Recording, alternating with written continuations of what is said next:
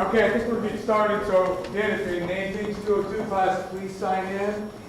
And if you're in my class, I will be asking you questions on Wednesday about this. So there you go. So I'm Steve Goldman, and I'm the director of the John H. Snyder Center for Free Enterprise. This is our third event of the year. The mission of the center is to engage in research and teaching to expose the role of entrepreneurship and enterprise in advancing the well-being of society. And so we've been bringing in different speakers talking about various topics. And today we've got David Kendall. But before I introduce him, a little house cleaning. On Thursday at 4:30 in the auditorium here, David Jones, the founder of Humana, is going to be giving a talk on leadership. If you're a business student, you should definitely come to this. It's going to be the BB&T lecture. David will give a really good talk, I'm sure. And he's probably one of the best known entrepreneurs from Louisville, so it's really worth coming to, and you guys should definitely show up. Secondly, I want to make a plug for the undergraduate major in economics. If you're thinking about an economics major, you can do it through the business school with a BS degree, you take all the business core requirements, or you can do a BA, which is all the arts and science core requirements. And then if you want a double major poli-sci, you can easily do that because you've got all those requirements fulfilled. Econ degree, there's two ways to get it. You do it through arts and science in effect. You rotate classes here, but you do all the arts and sciences requirements, or you can do the business requirements and you still have to take all the classes. And economics majors are actually a really good major. Lots of good jobs come out of econ majors. All right, enough of that, house cleaning. So let me talk a little bit about David. So David Kendall earned his PhD in economics from North Carolina State University, great university PhDs. When I went to, in fact, we haven't seen each other in years until last year, but we were actually office mates. My first year in graduate school was his last, so even though we shared an office, he's so much more advanced than me that we didn't talk a whole lot. But anyhow, he got his degree from North Carolina State. He's a professor of economics and finance at the Department of Business and Economics at the University of Virginia's College of Wise. He was the dean of the School of Business at St. Edward's University in Austin, Texas. And he was, while a senior economist at RTI International at Research Triangle Park, he led numerous applied economics research projects. And he conducted FDA, EPA, and USDA projects. David and his wife, Laura Ann, make their home in southwestern Virginia. Really beautiful part of the state if you've ever been there. And so anyhow, I'm really pleased that David agreed to come here and give us a talk on morality and capitalism. And so David's going to talk and then take questions after his talk, okay? David, thank you.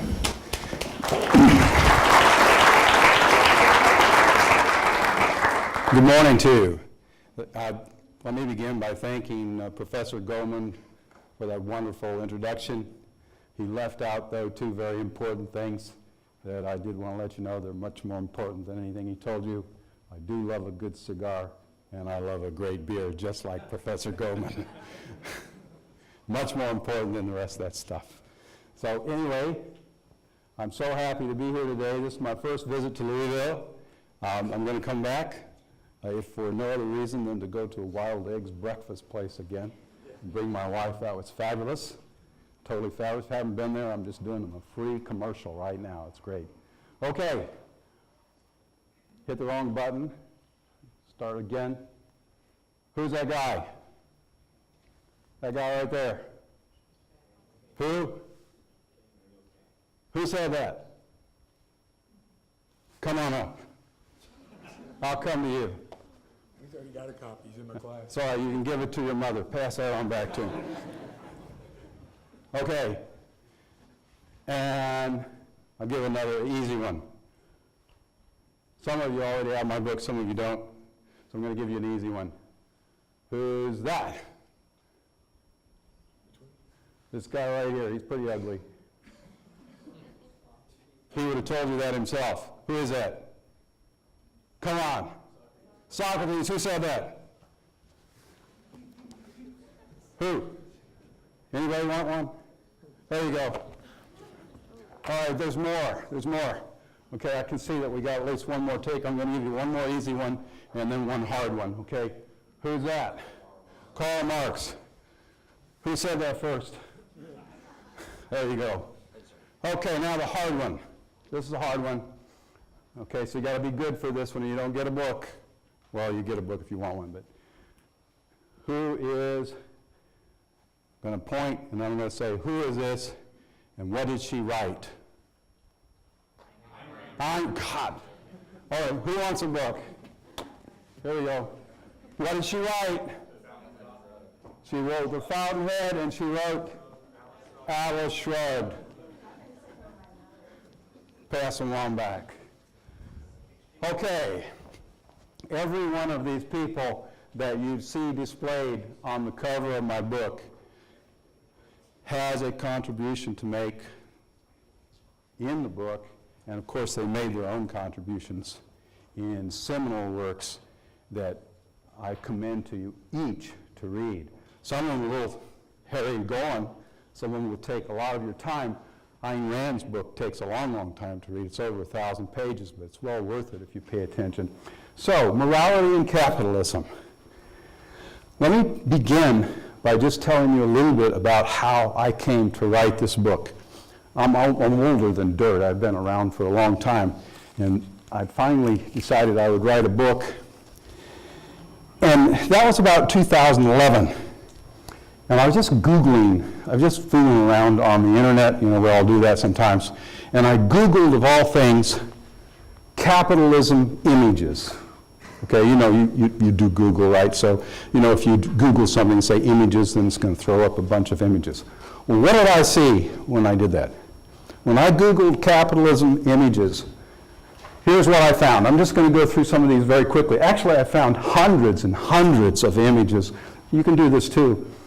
Some of you got computers, you can do it right now if you want to. You'll see what I'm talking about. Here's one that sort of conveys a broad picture. What do you see there when you look at that? Oh my God, look, it's horrible.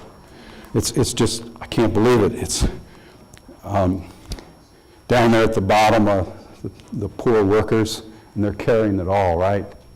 And then you got, these are the rich people. They get to eat for you. In the military, they're going to shoot at you, and then refuel you. Those, of course, the judges and all those guys, right? And there's we rule you, right? There's our folks up there. Is that a negative image or a positive image of capitalism? Pretty damn negative. Okay, well, it gets worse. That's one of the tamer ones. And if you do this, if you Google capitalism images, you're going to see hundreds, not just a few. I just picked a couple out of the air. Here's one. That's nice, right? Yeah, capitalism is not green for sure, right? Oh, God, no.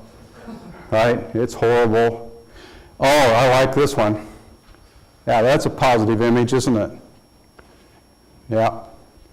And then, I don't know why this one caught my attention, probably because the guy's on fire. I don't know. Does anybody know where that's from? I have no idea. Pink Floyd? I like Pink Floyd. I should know that, right? Well, I forget a lot of things these days. Okay, so that's very negative, obviously, and oh, that's a lovely one, right? This is what you see when you do that search. Capitalism images. Slide after slide. Oh, this was great, right? Money is God, right? Won't be long, we'll have your mother. What was she doing? Okay, move on. Okay, you can look at some of this later when you Google it yourself. Well, that's what got me going. That's what got me to thinking about writing this book. Because what occurred to me was, just as Milton Friedman, that's Milton Friedman, some of you know that, some of you don't. In my opinion, Milton Friedman was not one of the greatest economists of the 20th century. He was the best. But then I'm biased. I'll just openly admit it. He's a smart guy. He's dead now. If you don't ever read anything by Milton Friedman, it will be to your deficit. He's a great, great writer. And he told us years and years ago this little message that capitalism has indeed won the isms debate a long time ago. Capitalism, it's not even debated much anymore, as Professor Goldman will tell you. The other side had to give up. Why? Because history is so full of the evidence that capitalism works. to bring human beings widespread prosperity. End of story. It's not even much debated anymore. Okay, so given that this is the case, and this just is, you can fight against that if you want, you can rail against it, but if you just do a little bit of reading, you're going to find out that I'm telling you the truth. So since it works so well, countries that practice something like capitalism come closest to having the highest prosperity of any people that live on planet Earth. Why, is the question that came to my mind, is capitalism so reviled around the world? That's the question that I wanted to start thinking about. I didn't want to write another book about why capitalism works or how capitalism works. For goodness sakes, there are hundreds of books by people who wrote a lot of words about that and did a very, very good job of it. Milton Friedman for one, Ludwig von Mises for another, Friedrich Hayek for another, Murray Rothbard for another. He was one of the people on the cover of the book. Just hundreds, a list of all the people that have explained well and ably, George Weisman, how capitalism works and why it works, goes on and on. So you didn't need another book on why capitalism works or how it works. I became interested in why is it so hated then, since it works so well. Why it truly is by literally millions of people around the globe. So that's what captivated my interest and is why I wrote the book. Well, some of you in the room have read the book, some of you haven't.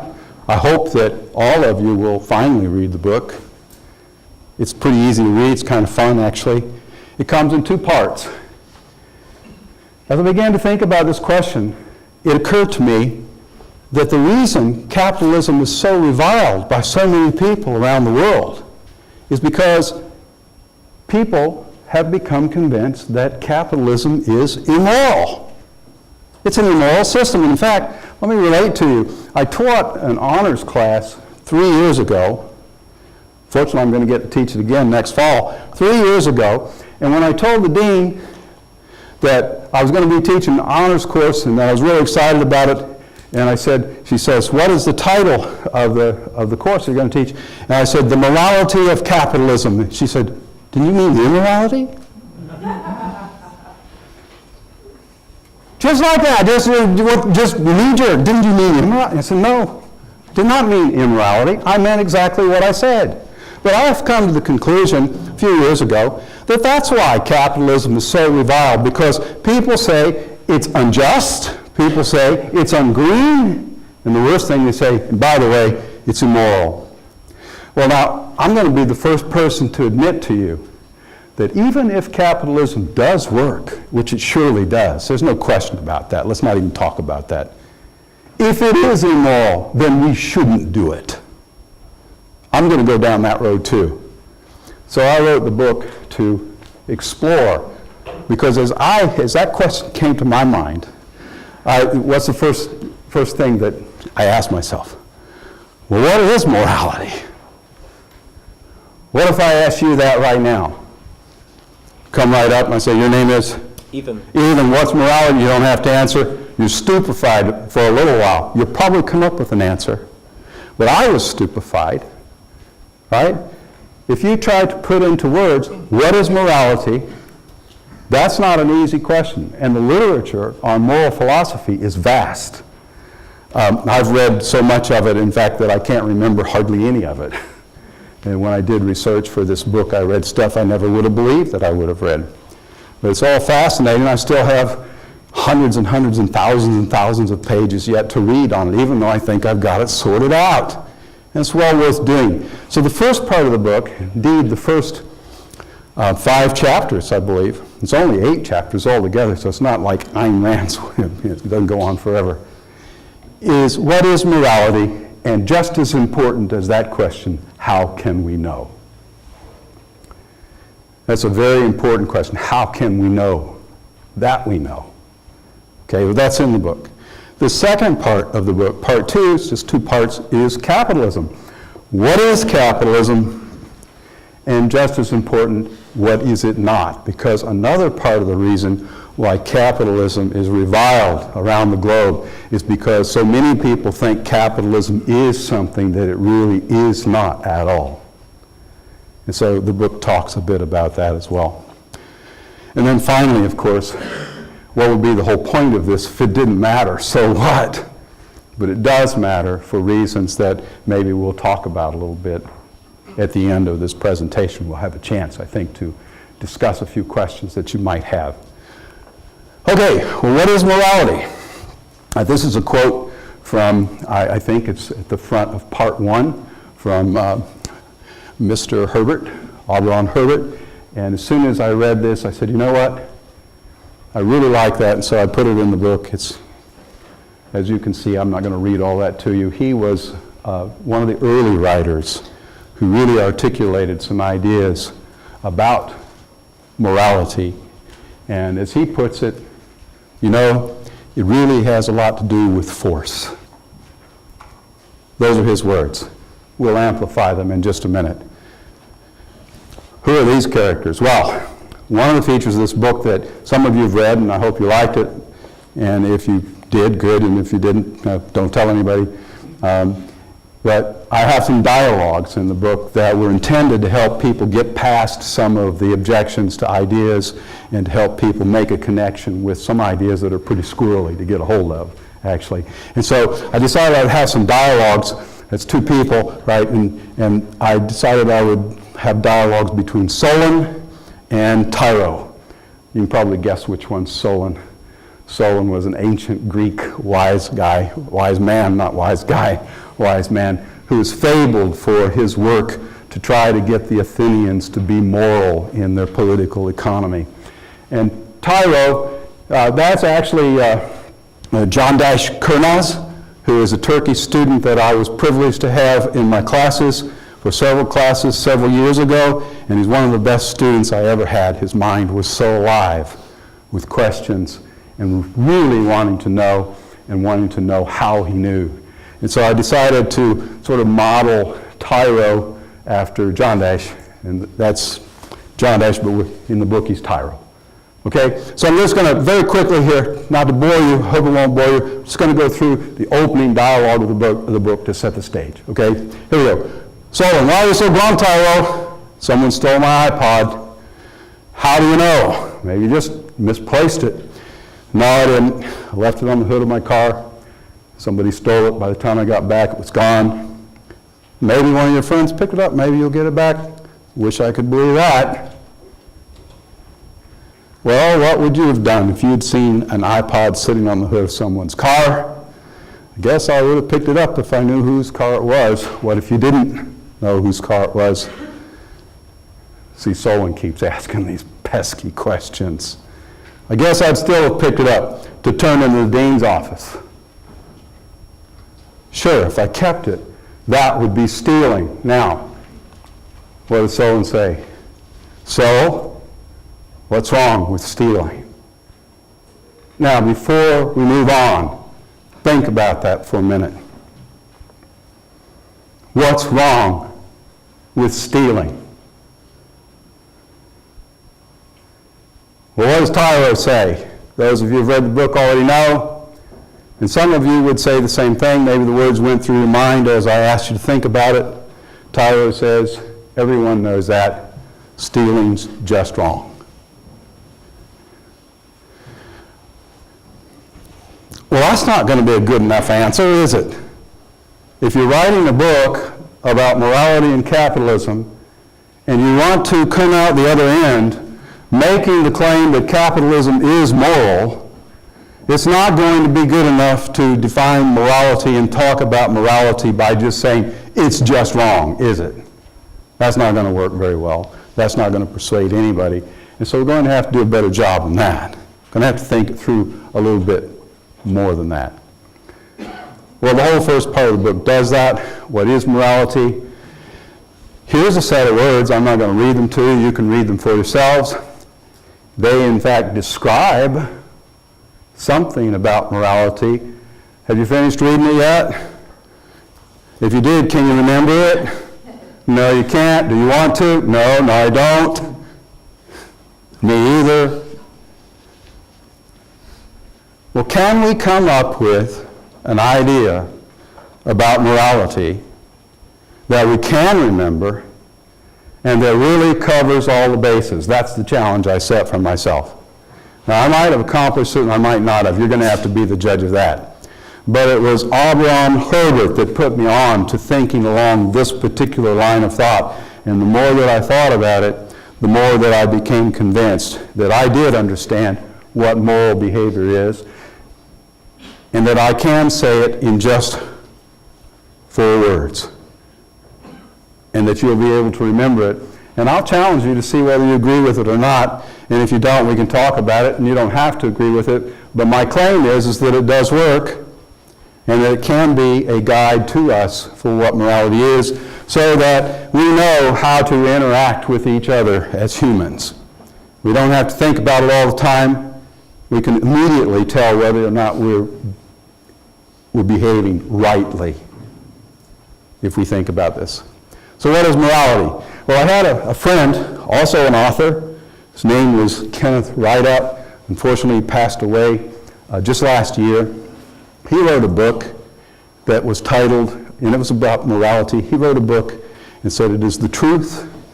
This was the title of his book and his claim, the truth you know, you know. And I thought about Kenneth's words and I said, you know what? He's right. You do know what morality is. You might not be able to give me 4 words to tell me what you think, but you know what it is already. So I'm not going to teach you anything new here, not really. I'm just going to try to give you a perspective on it. Everybody likes monkeys, right? I was just taken with the expression on this ape's face and some others that I'll show you. Here it is. There are the 4 words that I'm claiming is a complete statement of what morality is. And I became convinced that it is not just short, not terse, it is terse and short, but that it's so important that I gave it a name. I call it the moral imperative. Now, we all know what an imperative is, right? Do this, don't do that, run, sit down, shut up. Those are imperatives. They're commands, aren't they? I call this the moral imperative. Do not compel unjustly. Now, I can actually hang 3 or 4 or 5 or 6 more words around that, fleshed out a little bit, but this is easy to remember, isn't it? Do not compel unjustly. Now, everybody pretty much knows when they're compelling someone. Whoever it is that stole Tyro's iPod compelled Tyro to do what? Give up his iPod. My friend Ian and I had a conversation last night. If I pulled out a gun and shot you, would I be compelling you? I think so. I do. I think I would be compelling you to give up your life. What if I enslave you? Am I compelling you? Well, any moron knows the answer to that. Of course I'm compelling you. It does get a little more subtle if I ask, what if I deceive you intentionally with the intent to harm you and defraud you? Is that compelling you? My answer is, it is, and you know it. My claim is, here's a claim. We can argue about this later when we get finished here. We'll leave some time to argue. Have a dialectic, as Plato called it. We'll talk about it. My claim is, you know this is right, and you know that you know it's right. And not only that, all people of all times and all cultures also know and knew. That's a strong claim. Because a lot of times in your experience so far as students, you've been told by one person or another that morality is all relative, isn't it? Is there anything relative about this statement? Not a bit of it. It says what? Do not compel unjustly. When? Never. And I decided, for me, that works. That is a complete statement of how humans should interact with each other. When? Always. And that is moral behavior. And anything other than that is immoral. I'm going to challenge you to think about that and think about that carefully. You may not agree with me. That's okay, but you do need to think about it. Well, there's iron. We can't talk about morality all day long. That's my claim. There are a lot of words in the book that go beyond what I've been able to say today, but we could spend the rest of the afternoon and just scratch the surface of all the ideas that we could talk about regarding morality. I'm just simply going to stop at that point with the moral imperative and say, when I use the word moral, that's what I mean, and then I'm going to hope that maybe you see it too and you agree, because we're going to move on now to the second part of the book, just in the interest of actually getting finished today. I sort of have to keep track of where I am here. Time goes by quickly when you're having fun, right? You know what people say, time flies when you're having fun, right? Right, you've heard that before. You know what frogs say? What do they say? Time's fun when you're having flies. Okay, that's silly, I know. Okay, I couldn't help myself. All right. So Ayn Rand wrote this book. She wrote a lot of things. She wrote Atlas Shrugged, she wrote The Fountainhead, and she wrote a lot of other things. But she gave us this statement. It's important enough that I am going to read this because I want to make sure you get it. What is capitalism? In a capitalistic society, all human relationships are voluntary. Men are free to cooperate or not, to deal with one another or not, as their own individual judgments, convictions, and interests dictate. They can deal with one another only in terms and by means of reason. That is to say, by means of discussion, persuasion, and contractual agreement by voluntary choice. Now I'm going to ask you to think about this idea. You act. It's what humans do. It's one of the most important lessons that Mises taught us in a book that he wrote, which is very challenging to read, called Human Action. Humans, what makes us different from rocks and what makes us different from animals of all kinds is we act, and we do so volitionally. We act, we choose. Now here's the thought I'm going to challenge you with. When you act, you do so in one of two modes, and that's it. There's no middle ground. It's called the law of the excluded middle in logic. You either do so voluntarily or you are compelled by another. There's no middle ground. And what Ayn Rand has pointed out to us a long time ago is that in capitalism, if we truly have capitalism, how is it that we act? Voluntarily. We are not compelled. In a political economy that is worthy of the name capitalism, you interact with each other voluntarily. Now think about the country we live in. We're supposed to be the poster child of capitalism, America. Are we capitalistic in the United States? Evidently not. Why? You are being compelled all the time. Are you not? Well, not by your friends. It's not that people are sneaking up behind you and stealing your wallet, but you are being compelled. In fact, your choices are not entirely voluntary, and in some very important ways which we can't dwell on. In fact, the center that Professor Goldman directs will have tens of speakers in over the next few years to tell you more about some of the ways that you're being compelled. But every time you act, you do so either voluntarily or you do so because you were compelled. All right, so I'm going to give you the 4 elements here. In the book, I expand on it at great length. Even though it's a short book, I tried to keep it short because I wrote it for people just like you, students. I didn't write it for Professor Goldman. I didn't write it for some of my other colleagues. I wrote it for people who are just like you, who haven't encountered some of these ideas before, students really. These are the 4 elements of capitalism. Any system that has these elements is capitalism. Any political economy, a political system that does not have these, if it's even missing one, it's not capitalism. It's something else. And see, that's another reason why people revile capitalism, because they think it is something that it is not. A lot of people think that America is capitalist. I don't use that word anymore because the word has so much baggage for so many people, they misunderstand me. I call what we do in the United States these days by a different name. I call it democratic cronyism. It's democratic because we get to vote. It's cronyism because, well, it just is cronyism. You can read in my book more about that idea, and there are some other authors that I will point you to who wrote whole books about that idea. So I'm not going to dwell on it.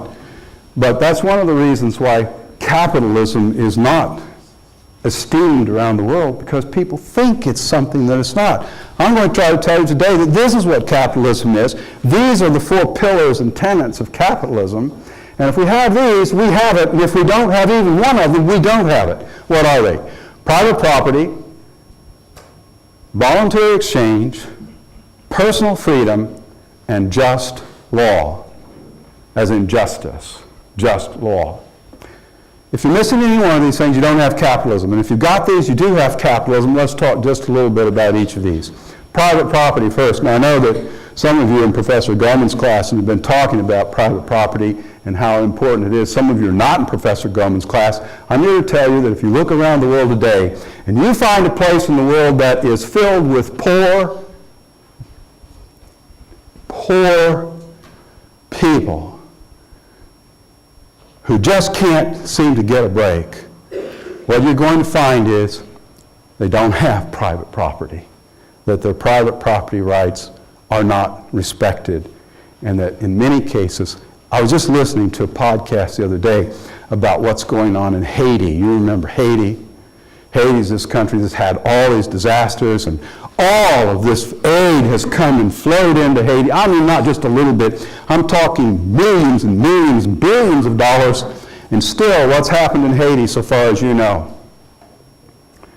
It's still got folks living in tents. It's still not good. It's still just...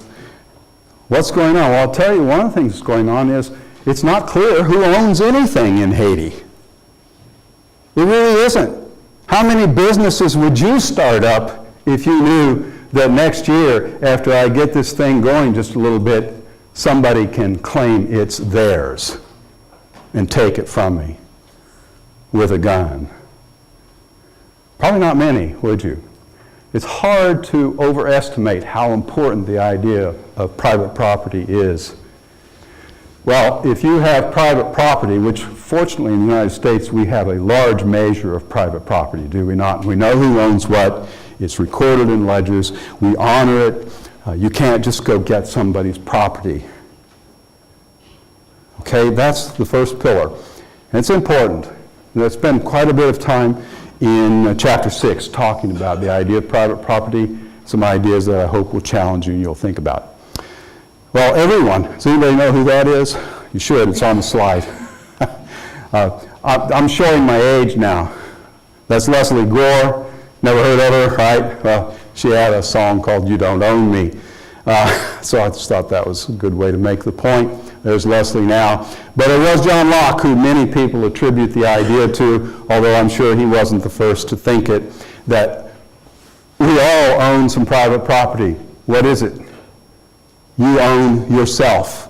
And you know what? I've never met anybody, and I've asked people this ever since 2011 when I first started working on the book, Steve, who owns you? Well, they always say, to a person. They look a little weird at first because it's a weird question, right? Who owns you? And then finally it sinks in, I do. I own myself. John Locke wrote those words a while back. And he went further. He said, by the way, and you'll probably, do you agree with this, by the way? I see heads nodding. I don't see anybody saying, no, I don't own myself. Joe does. He owns me. No, you don't think that for a minute. But John Locke went on further to say, and by the way, anything that we make with our own labor, we own that too. Do you agree with that? You can think about it. You don't have to answer now. But my guess is you do. So for me, that was the easy part. Yeah, I own myself. Yeah, anything I make, I own that too. The hard part was land. See, economists break all of the natural resources, all of the resources, the scarce resources that we're constantly talking about into those three broad categories. Remember what they are, right? Land, labor, capital. You learned that in principles somewhere of economics. Okay, so it wasn't hard for me to accept that immediately, but then I got to thinking about land. Land. How can, and by the way, another character on the book here, oh, I got a pointer, I don't have to use yours, do I? Well, but I don't have it up, I do have to use yours. That's him right there, up in the top right-hand corner, Robert Nozick. He wrote a book called Anarchy, State, and Utopia. It's fairly dense, but it's worth your reading if you can get through it. It requires a lot of thinking. He talked about, let's think about what would be a just principle for first acquisition of land. So in other words, can we articulate a principle that we can agree is just justice for a person being the first owner of land? And then he went on and talked about, well, how could ownership of land be transferred? That's easy. We know already the answer is voluntary exchange. That wasn't hard. But Robert Nozick never came to a settled conclusion. He was a brilliant guy. He was the youngest person ever to be promoted to full professor at Harvard University in the philosophy department. He was truly brilliant. He died young, unfortunately. He never came to a settled conclusion on this, but John Locke did. And, of course, Robert Nozick talked about Locke's proposition. And I finally came to agree with Locke myself that one comes to justly own land for the first time. I mean, see, either land is owned or it's not owned, all right? Either somebody owns it or it's not owned at all. Well, how could you come justly, long time ago, now most of the land on earth is claimed to be owned by somebody, right? But a long time ago, how could a person come to be the first owner of a piece of land? And the answer that John Locke gave us was through homesteading. What is homesteading? Well, Locke told us, well, that is using land for the first time and combining your labor with the land. You can read more about this in the book. We don't have time to talk about it extensively today. It's a very important topic. I imagine some of you have been thinking about it in Professor Goldman's class. It is a contentious point among people still today. I'm told, I'm certainly no expert, so I don't know for sure, that the Native Americans here in the United States didn't think about owning land, that they didn't have the conception of the idea of owning land, that they were nomadic, and they roamed around over a fairly broad area, some of them, that they didn't think about, well, we own this land. So it's not an easy question, but some of that's in the book. Well, then, the second tenet of capitalism is actually the heart and soul of what capitalism really is. You have to have private property because if you don't have any private property, well, you don't have anything to exchange, voluntarily or otherwise. The second element of capitalism, if you have this, you have most of what capitalism truly is voluntary exchange. Can I have your iPod? No. No, then I can't. Why? Because I own it. He owns it, and he did not voluntarily agree. What if I give you $200? Well, this is an iPhone. It's worth more than that. But you So it's an iPhone. This ain't no iPod, buddy. This is an iPhone. Okay, 500. Maybe 1,000. Oh, yeah, definitely. Yeah, see? I can get him to volunteer. Did I compel him? No. That's the heart and soul of capitalism right there before your very eyes. Voluntary exchange is so important. It is the heart and soul. Well, this guy, Jean-Jacques Rousseau, he made that statement. Some of you have heard it before. in a book that he wrote called The Social Contract. But I make the claim that people who truly live in a capitalist political economy, they're not in chains. Why? Because the major tenet of capitalism is, and it is truly the heart and soul, is voluntary exchange. Voluntary exchange. Now, Mises, Ludwig von Mises, in his book, Human Action, wrote that practically everything you do is an exchange of some kind, even when it doesn't involve another person. When you act, you are exchanging one set of circumstances for another that you think is going to be better for you. So we're using the word here in a very broad context when we talk about voluntary exchange. Well, the third tenet of capitalism, if you've really got it, is freedom. It can't be that you're in chains. And by the way, you can't even agree to be in chains.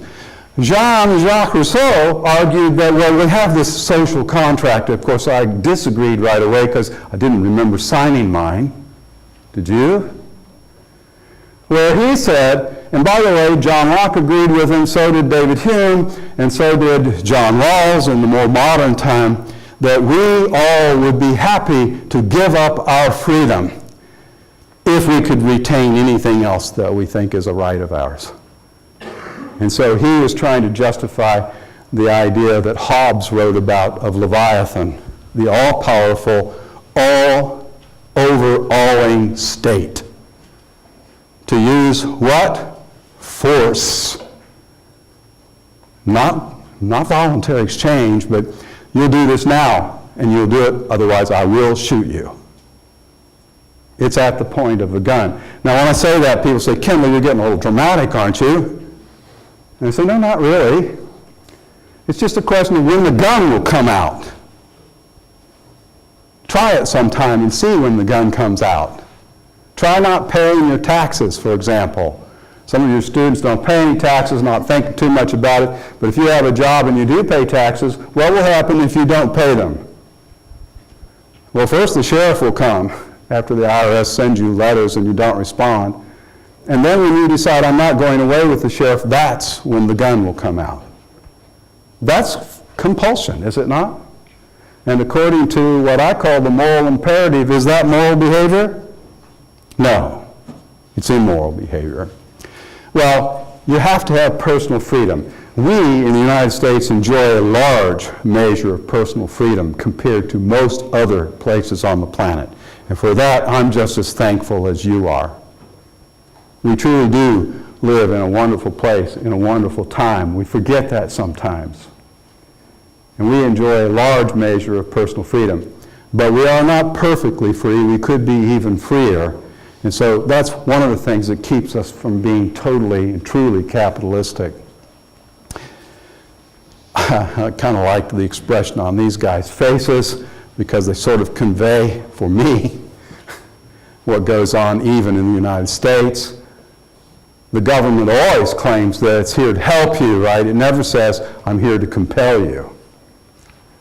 But in the end, we do get compelled. The fourth and final principle, element, pillar, key idea of capitalism that I want to talk about just a little is the idea of just law. And if you really want to read something that's not too difficult to read, it's not too long really, that is something that every person who votes, in my opinion, should certainly read, then read The Law that was written by Claude Frederick Bastiat. You can get it for free. It's out there on the internet for free. You can also go to Amazon, pay for it if you like, but you don't have to. Well, you can read that one little quotation from the book just as well as I can read it to you, so I'll let you read it. But the whole idea that Bastiat wrote a book about, and it's a very compelling and interesting book, is that really law has but one function. And we can all tell immediately when that one function is exceeded. We don't have to think a long time about it. We don't need an army of lawyers to sort it out for us. Bastiat claimed that there's only one reason for law, and it's hidden in there. You have to look for it. What was that? To cause justice to reign over us all. It's right there at the end. And if you have something in the law that doesn't just limit itself to that, then it is unjust and should not be in the law. And so I use the expression just law. But guess what? It turns out that deciding what just law is really easy. See if you can beat me to the punch. If a law is just, then what's it going to have to avoid doing? It's going to have to avoid compelling you. Otherwise, it's not going to be a just law. Now that's an idea that we could spend not just the rest of the afternoon talking about, we could spend the rest of the year talking about if we're really interested in that idea. But there you have it then. Let's count them back up. What are the four elements of capitalism? You've got them. You've got a capitalist political economy. If you're missing even one, you don't. Private property, and then really the most important, voluntary exchange, personal freedom, and just law. I can sum up what just law is in 4 words. What do you suppose those 4 words are? Do not compel unjustly. Gosh, I hesitate to even go in this direction, Steve, but I guess I will mention just one case. Do any of you recall the Kelo Supreme Court decision of a few years back? You were probably pretty young when it happened. I don't remember what year it was, Steve. Well, in Connecticut, New London, Connecticut, where I happened to go to submarine school many, many years ago. They had a sub-school there in New London, Connecticut. What did they do? Does anybody remember? The city of New London, Connecticut used eminent domain to take the property of a private citizen and then gave that property to a land developer. Was that just law? The Supreme Court said it was okay. The Supreme Court said that, but I don't agree with the Supreme Court, as do thousands of others who have law degrees disagree with the Supreme Court that that was a good decision. In fact, it's been said by some to be the worst decision the Supreme Court ever made. It certainly was not just law. Not if just law can be summed up by do not compel unjustly. Okay, well, when I wrote the book, I set out to achieve 2 things. I'm going to just offer these 2 ideas. The whole book was designed to support these 2 propositions. The first one is capitalism is moral.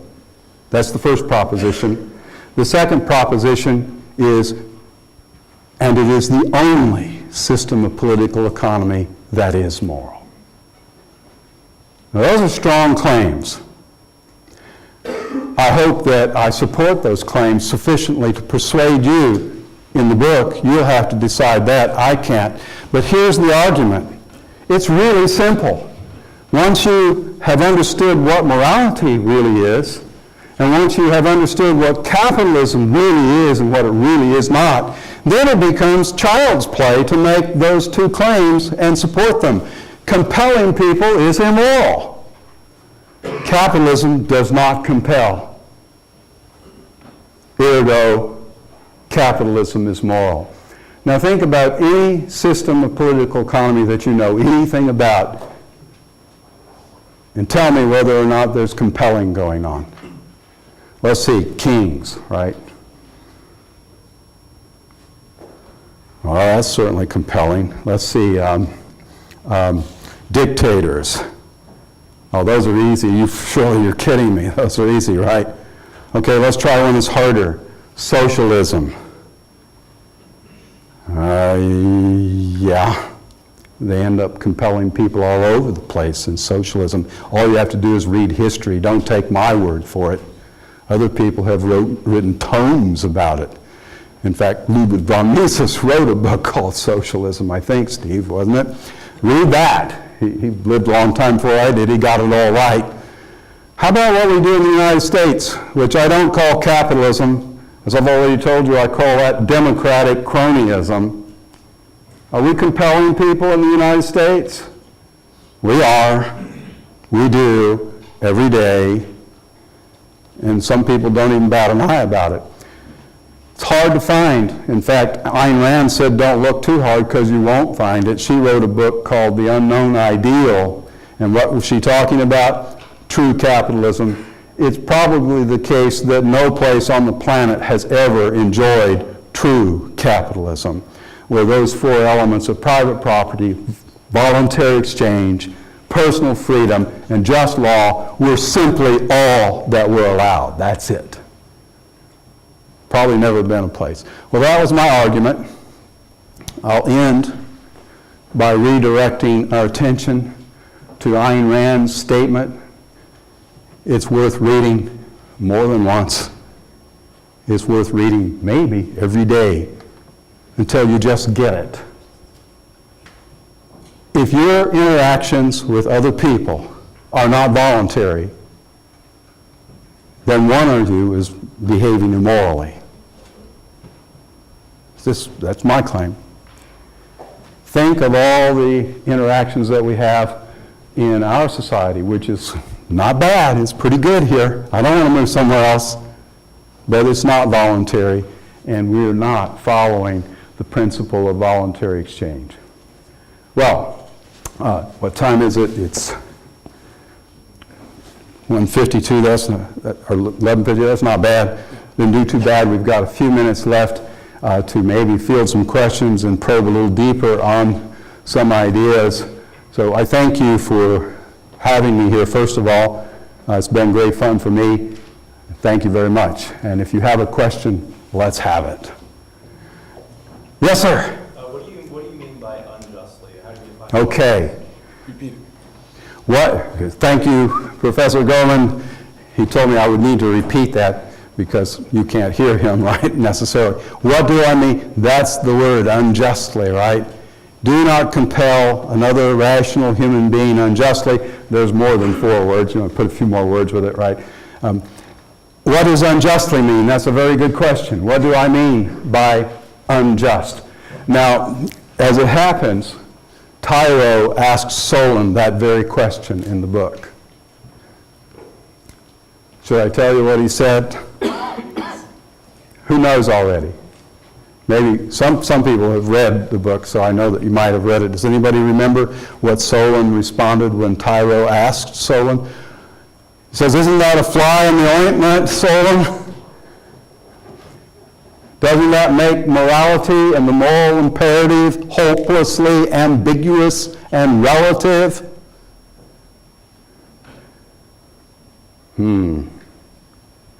What do I mean by unjustly?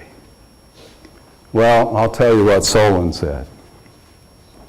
Solon said, right reason. I'm seeing a puzzled look on some faces. Well, how did that help? How are we going to know what right reason is? And then what does Solon tell us? See, Tyro asks the same thing. And Solon says, it's what humans do. Because humans are the rational animals on this planet. We are the ones who are rational. If you're not rational, then you're missing the most important dimension of being human that we can identify. It's like birds. What if you have a bird and they can't fly? Well, they're missing some birdiness, aren't they? With humans, rationality is that feature, that essence, that nature that humans have. So can I write down a surefire prescription for identifying right reason? I'm kind of pretty close. But in the end, we will have to persuade each other that we are reasoning rightly. And guess what I believe? Here's what I believe. I don't even think it's controversial. I think you know that the moral imperative is correct. I think you know that you know, and I think you know that everyone, when they interact with other people, should not compel them unjustly.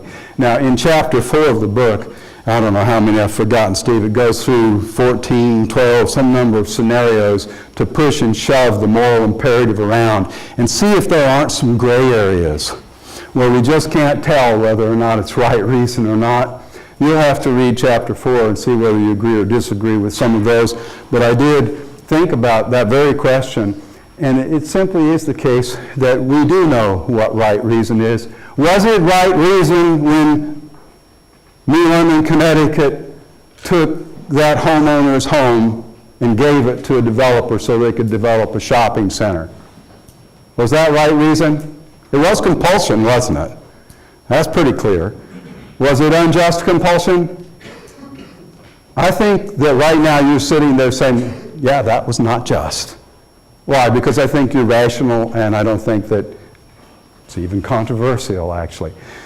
There are some areas that are grayer than others, and we talk about some of those in chapter 4, and I certainly hope you will read chapter 4 finally and consider those. But right reason is the answer. We do know what is just and what's unjust. And if we didn't, then what? Suppose we didn't know what right reason is. Okay, folks, let me give you another example. We compel our children all the time, don't we? We do. If you have a child, you'll know that. If you don't have a child yet, you might not. But if you're a parent, as some of you may be, I certainly am, we have compelled our children up until when? Up until the time that we decided they were fully rational, and then we quit compelling them. But did we compel them to be mean and ugly? No. Why did we compel them? To protect them and to teach them. And everybody said, well, that was certainly a right reason, wasn't it? When I take my dog for a walk every morning, she's on a leash. Why? I'm compelling her to go with me. No, actually, she's compelling me to go with her. She loves it. But I keep her on the leash. I don't let her run wild. Why? Because we're in a neighborhood, she'll get run over, probably. Is that a right reason? All of you saying, well, of course that's a right reason to compel my dog. So I don't really think it's as difficult a question as it may seem, although it's an important question. What else do we have? Yes, sir? I'm just curious because you say that taxation is being compelled unjustly. It is. When you say that you'd be weighing the difference between saying paying taxes towards military or being compelled unjustly by a foreign government, or, for instance, paying taxes towards health causes, or being compelled unjustly by disease that's rampant in society. Well, disease can't compel you. Only another human can compel you. Tornadoes can blow you around, but they're not compelling you. Because, okay, I'll just make that statement to be clear. We're talking about human interaction. Okay, so now the first part of your question, though, is a very good one. What about taxation? Well, we have to defend ourselves against some other people that might be trying to compel us with guns and so forth. Do you know that at its founding, the United States did not have mandatory taxation for its citizens? Do you know that? Some of you do know that. Some of you find that as news. I didn't know that. Well, then how did the federal government get any funds with which to either defend the country or do anything else? It turns out that the states had to send the federal government any money they had to spend aside from duties on imported goods. That was deemed okay. It's in the Constitution, right, that you can put a tax on imports. But in the very beginning, taxation was not mandatory in the United States. It was voluntary. And I claim to this day that that's exactly the way it should be, voluntary. Because if you're going to force me with a gun to pay taxes, doesn't that seem a lot like stealing to you? Well, it does to me. We can talk about that more if you like. Voluntary taxation would work just as well. Some people argue, some of my colleagues, in fact, Steve, I want to have some debates at Clemson someday about this very issue. Oh, the free rider problem, there'll be just people who won't pay. Really? Is that really the case, that if you don't hold a gun on people, that they won't pay taxes? No, I disagree with that. What I actually argue is that if you give people half a chance to voluntarily send some money in, most of us, maybe not all of us, most of us will make a decision that it is worth it to me to send this much money in. And you know what would even help more? We just have a national registry that you can go to and Google anybody's name and see how much they paid in taxes last year. Oh, that'd be pretty powerful, wouldn't it? Because Mr. Gates is probably going to recognize that, you know what, people are going to think I'm a real butt if I don't pay a lot of money in taxes. On the other hand, Joe the ragman, hey, he gets a free ride. I don't care whether Joe pays any taxes or not, he doesn't have anything. What I'm claiming to you is we did try for a while. It wasn't until 1913 that the 16th Amendment to the Constitution was passed that allowed Congress to levy a mandatory income tax. Things worked pretty well, actually, through the first few decades of the United States in terms of things working pretty well. So I claim that there is an alternative mandatory taxation, frankly, but it's certainly an interesting question, and it's a debatable question. What else do we have? Yes? You mentioned that one of the four rules for capitalism was just law, but for law to exist, it has to be able to compel you, does it not? Do you agree? Okay, the question is, doesn't law have to be able to compel you? And the answer is yes. Because why? Because throughout human history, there have been some people who were both willing and able to compel the hell out of you. Right? They were willing to shoot you. They were willing to take your money. They were willing to rape your daughter. They were willing to do any damn thing they wanted to do. But does that characterize you? No. My claim is that most of us, most of the time, do behave morally. We follow the moral imperative because we know it's right, and most of us are moral people. But there are those few who will not. And so, yes, if you make a law, and I'm blocking on the name, Steve, you would know, you have a better memory than me, who points out that if you make a law, be careful because you will have to use force to enforce it against some people. Okay, so you're exactly right. But just law is founded on, guess what? The moral imperative. Do not compel another unjustly. And guess what you give up when you break the moral imperative? It's a very important idea. It's called the principle of reciprocity. I talk about it at length in the book. As soon as you compel me, guess what? You just lost your right to be free of compulsion. Everybody agrees with that. That's one of the most important things to understand about the moral imperative. When you violate it, you have at once said it's okay if you compel me, by the way. I hope you read about that more at length in the book. Yes? So you agree that just laws should be are moral laws, not ethical laws? Ethics and morality are the same thing.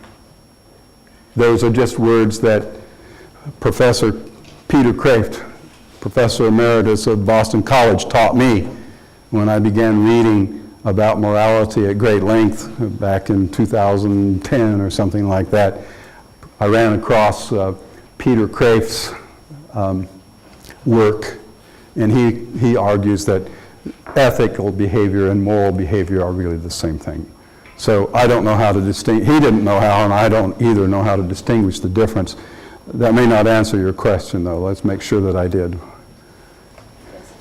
It did. Okay, so if we're going to behave ethically, we have a class here, I'll bet you, at the College of Business and Business Ethics. We may have more than one, right?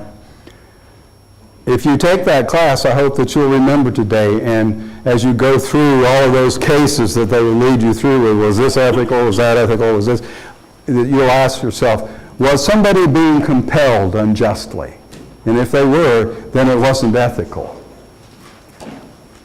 We may be running out of time. I see a nervous tension One more, rising. maybe?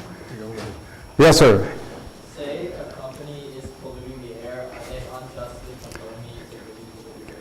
That's an excellent question. Say some company is polluting the air, are they unjustly compelling? That's a fascinating and important question. Okay, let's see if I can get through this very, very quickly. I can't, but I'll try. There are some necessary conditions for immoral behavior. The first necessary condition is intent. If you have no intent to run over my dog, were you immoral? You just ran over my dog. Was that an immoral act? No, that was an accident. You had no intent. Okay? You didn't try to harm me on purpose. It just happened. Okay? And then the other necessary condition is that the person has to be rational. If you compel somebody who is not rational, that's not unjust, because I give the example in the book of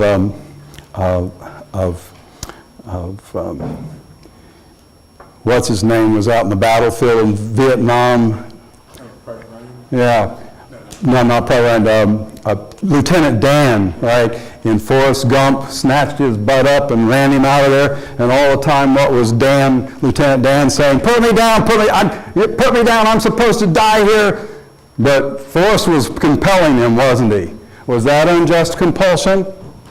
No, your mind tells you immediately, no, that was just. And in fact, Lieutenant Dan thanked him profusely later when he regained his rationality. So back to your question, what about some company that's polluting the air? If they know that they're doing that, then yes, they surely know that they are compelling people in some way, do they not? That would be immoral. What if they didn't know? Well, it might be unfortunate, and it might lack virtue, but it wouldn't be immoral. There are many more words that we can say about the distinction between morality and virtue, but we don't have time today. It's a very good question, and it's an important question, by the way, certainly in this era and period where we live and are told that global climate change is the major challenge of our time, right? So it's a very good question. Okay, a couple of announcements. First off, I want to give David a gift and thank him for a great talk. Thank you.